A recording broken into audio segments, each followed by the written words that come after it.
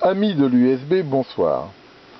Aujourd'hui, j'ai reçu ces deux petits voltmètres ampèremètre USB que j'avais commandé sur eBay. L'USB, avec le temps, c'est devenu... Enfin, à l'origine, c'était fait pour mettre des périphériques, mais maintenant, ça sert aussi un petit peu d'alimentation pour tout. Ça va du chargeur du téléphone au canard vibrant.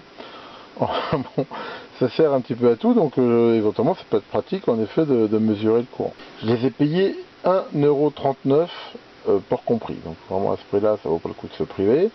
Mais on le trouve à différents prix, à différentes couleurs. Là, ils sont rouges et transparents, mais on les trouve en bleu, en rouge, en vert, enfin, en différentes couleurs. Donc j'en ai acheté deux. Et j'ai décidé de faire cette petite vidéo pour regarder un peu ce que ça vaut en les mesurant avec des appareils, voir la précision que ça a. Alors, c'est tout bête, hein, ça se met en série donc dans l'USB. Ça perturbe pas du tout la liaison digitale, mais ça mesure alternativement la tension et le courant. Donc c'est donné pour mesurer de 3,5 à 7 volts et de 0 à 3 ampères. Alors on va le brancher et regarder un peu ce que ça donne.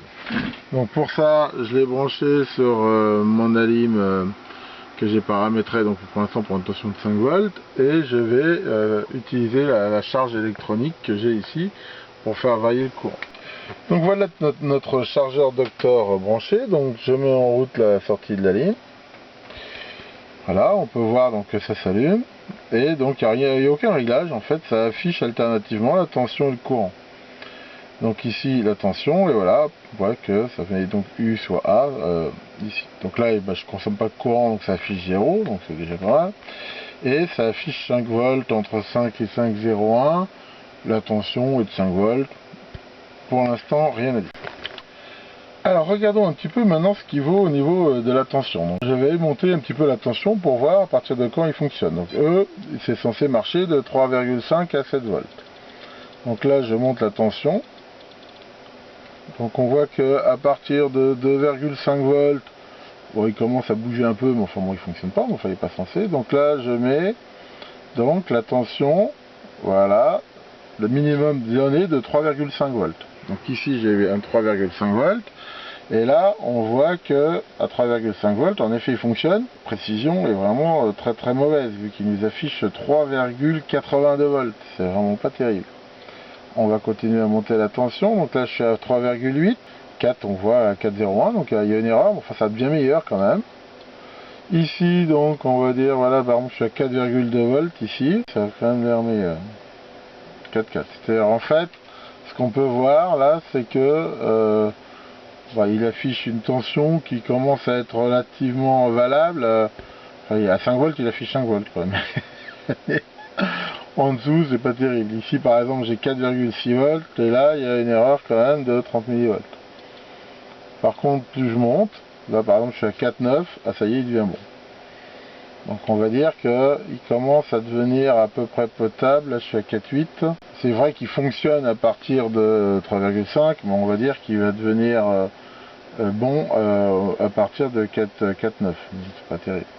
Là à 5, bon là on va dire c'est bien. Et si on monte encore, là par exemple je suis à 5,3, ici il m'affiche 5,29. Donc en fait typiquement ce truc là il est bon à 5 volts. D'un autre côté, comme la tension est censée être 5 volts, enfin en gros si ça affiche pas 5 volts ça veut dire qu'il n'y a pas 5 volts, mais on n'est pas sûr que la tension soit terrible, quoi. Là déjà pour la tension. Donc on va commencer à faire varier le courant. Donc ici je vais le faire varier par pas avec la précision et de 10 mA. Je vais le faire varier doucement. Donc ici je commence à consommer du courant. Donc par exemple ici 5 mA. Alors là déjà on voit qu'il y a un gros problème. Alors pourquoi il y a un gros problème? Parce que là je consomme 5 mA et pour lui il m'affiche 30 mA. Donc il est un petit peu optimiste le pépère, 5 mA, 30 mA, ça fait une sacrée erreur. Alors on continue, on va regarder si c'est linéaire l'erreur. Donc ici je suis, donc ici on peut voir donc à 10 mA, et il nous affiche gaiement toujours 30 mA. Bon. On continue un petit peu. Ici donc je suis à 20 mA et lui il nous affiche ici 40 mA. C'est quand même une sacrée erreur. Continuons un petit peu, donc maintenant on va varier le courant un petit peu plus vite. Voilà, donc là par exemple je suis à justement 30 mA. 30 mA, lui il nous en affiche gaiement 50. Bon, apparemment il y a une erreur. Donc là je continue à augmenter. Ici donc je suis à 100 mA, 120. Bon, apparemment il y a toujours une erreur de 20. Donc là je continue d'augmenter, voilà 200. Toujours 220. Donc apparemment ça a l'air d'être assez constant jusque là. Donc là j'augmente beaucoup plus. Voilà, là je suis à 500 mA. Et bien toujours 520 mA. En gros on peut dire qu'il y a une sorte d'erreur de 20 mA qui a l'air d'être toujours réelle. Donc ici 480 volts, donc la tension baisse un peu, et ici 1,01 ampères. Ah, là c'est un tout petit peu bon. Alors là donc voilà, 1 ampère, déjà on voit que ça baisse. Alors on va continuer. Alors le problème là par contre après c'est que mon fil, c'est un câble USB qui est assez long et vraiment très fin. Donc là on voit que la tension à la charge elle a beaucoup baissé, mais ça c'est pas dû à l'appareil, c'est dû en fait au câble qui n'est pas un câble très puissant. Enfin voilà, là je consomme 1,8 ampères par exemple, et ici on a 1,8. Donc en fait apparemment l'erreur on va dire elle baisse un petit peu, tout petit peu au fur et à mesure. Mais sinon on voit qu'on a une erreur en courant de l'ordre quand même de 20 mA. Bon, c'est quand même beaucoup. Je trouve 1 mA sur quelque chose d'appareil comme ça, donc ça veut dire que bon, de notre côté ça vaut pas cher, hein. On en a un peu pour son argent, mais enfin donc faut plutôt prendre cette mesure on va dire comme une indication vague, faut pas vraiment la prendre comme argent comptant. On peut voir ici que l'appareil là donc je consomme aucun courant, donc lui il consomme pour sa propre consommation a priori dans les 30 mA. Bon, ça par contre c'est pas étonnant, c'est même pas beaucoup, hein, parce que bon, pour le réglage de l'affichage. J'ai regardé l'appareil, manifestement il n'y a aucun réglage, hein, j'ai pas vu ici de réglage qui permettrait éventuellement de l'étalonner. Donc bon voilà, faut le voir ici comme un truc courant. Alors j'ai pas le deuxième parce que le deuxième je l'ai laissé au boulot, mais pour info je m'étais amusé déjà à les brancher en série.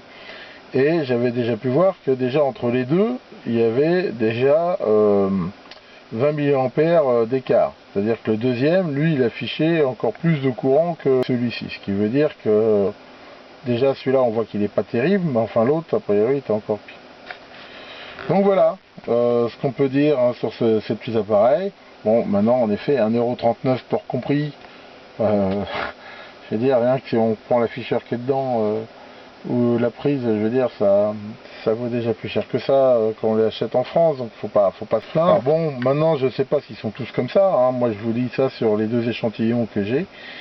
Peut-être qu'il y en a des mieux, qu'il y en a des moins bien. Maintenant, à mon avis, c'est un petit peu petit bonheur à la chance. Alors, il en existe aussi peut-être de meilleure qualité, hein, ça je sais pas. Là, celui-là, voilà, il s'appelle Chargeur Doctor. Enfin bon, a priori quand même, ils ont l'air de se ressembler pas mal. Enfin voilà, cette petite vidéo pour vous montrer un peu ce que ça vaut ces chargeurs Doctor. Merci de votre attention et à bientôt pour de nouvelles vidéos.